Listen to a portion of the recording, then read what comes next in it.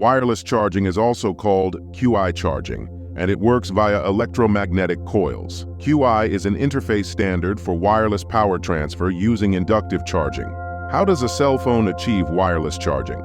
Let's start with a little experiment. This is a coil with an ammeter attached to both ends of the coil. When we insert a bar magnet into the coil, the needle of the ammeter will move to the right, and if we remove the magnet, the needle of the ammeter will move to the left. In other words, a current is generated when the magnet moves back and forth inside the coil. Since a magnetic field is generated around the magnet, according to Faraday's law of electromagnetic induction, the magnetic field changes when the magnet is moved back and forth, which causes a current to flow in the coil. As we keep moving the magnet back and forth, the direction of the current switches back and forth.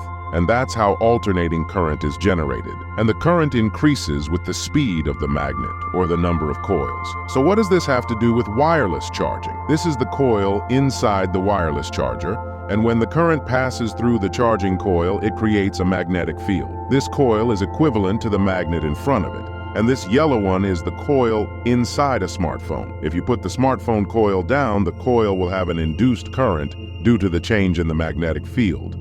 But when the phone is standing still, the magnetic field no longer changes and no current is generated. Have we been moving the smartphone back and forth like a magnet? Of course not. Since we cannot always move the phone, then we let the magnetic field actively change how to do it. First of all, household AC power through the adapter will be converted into DC power of the appropriate voltage. DC power comes to the wireless charging device will be converted into AC power. The alternating current will cause the positive and negative poles to change, which will result in the direction of the magnetic field changing as well. Due to electromagnetic induction, the cell phone coil will pick up this magnetic field and generate induced alternating current AC through the capacitors in the circuit. Then the alternating current through the rectifier regulator reconverted to direct current, so that the cell phone battery can be charged. In fact, the induction cooker we use in life, the principle is similar to this. There is a coil inside the induction cooker, and the coil also generates a constantly changing magnetic field through the alternating current.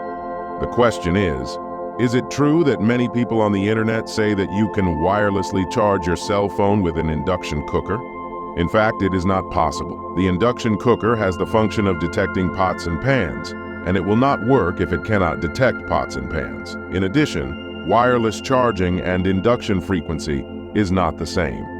When the resonant frequency of the charger resonance coil and the external electromagnetic wave frequency is not the same, it cannot sense enough voltage.